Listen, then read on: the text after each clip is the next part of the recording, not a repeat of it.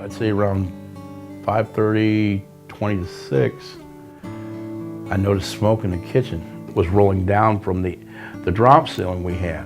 When I turned back around to go down the steps to go out, I can see flames out where the chimney was. I put on some shoes and I think I grabbed a jacket. And by the time we get back to the kitchen, it's so filled with smoke. If I didn't know where my door was, I would have been lost. I didn't have time to do anything. No. Just get up and get out. You can't even explain what it's like. I mean, 1 minute, everything's cool. The next minute, you're like, oh my God, where are we going to sleep tonight? Well, thanks to the Red Cross, we knew. Chuck Lynch was the American Red Cross volunteer who answered the call. I gave him the normal debit cards we use for food, clothing, and shelter, and then I got him a few things off the truck, such as, I think she didn't even have socks or shoes or anything, so I got him some things off the truck. I think a blanket to keep her warm, and because they had nothing. They were out in the cold. How many people do you know that are willing to get up and come to your house at 6:30 in the morning on New Year's Day?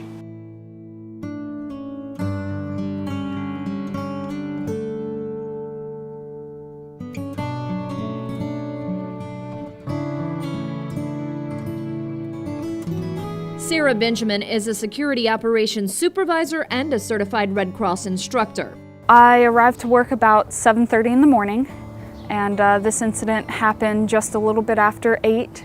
They said that a gentleman had collapsed. And we were going to have an all-night visit here at the zoo, a nocturnal adventure. I wasn't really feeling good, but I didn't want to disappoint, the 3rd grade class and my little nephew. I went to the back of the room and I sat down and kind of, toppled over. At that point, I started CPR.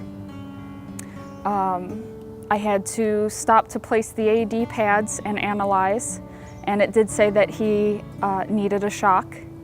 So I pressed the shock button on the AED. He jumped about 2 inches off the ground, so I knew that it worked. And then it told me to go ahead and continue CPR. So I jumped right back in with chest compressions and rescue breathing. Paramedics arrived soon after and took Terry to University Hospital. Well, they say really very few people survive when you have that kind of a blockage to your heart. I think she's an angel from heaven. Wonderful. I mean, I wouldn't be here without her. Without the American Red Cross, I would not have been able to do what I had done on May 18th. You scared me. You saved me.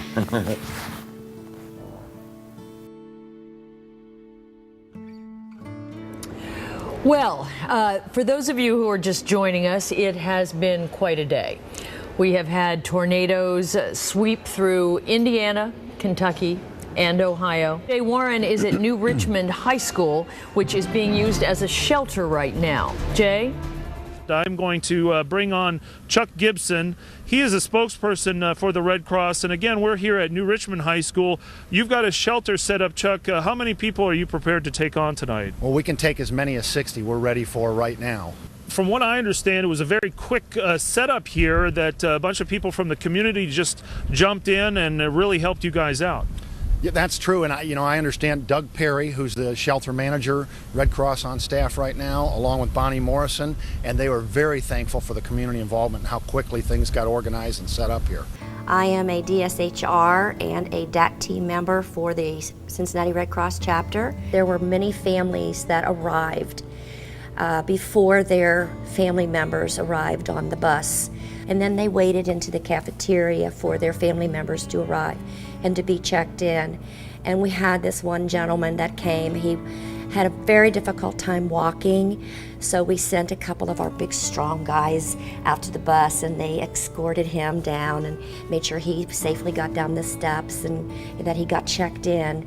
And he waited there, and then eventually his 2 daughters showed up, and it was just wonderful to see the expressions on their face, knowing their father was safe and well and healthy and being taken care of.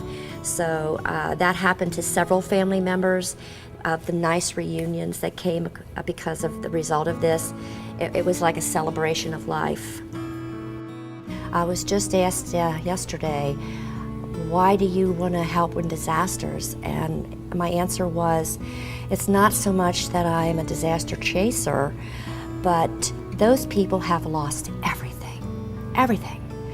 And the only thing that they have sometimes is each other or a pet, and that's it, nothing. And if I can be there to offer them a kind smile, a hug, or just a comfort spot, it makes me feel like I'm doing something for humanity. And now I feel like I could do it again if Red Cross asked me to.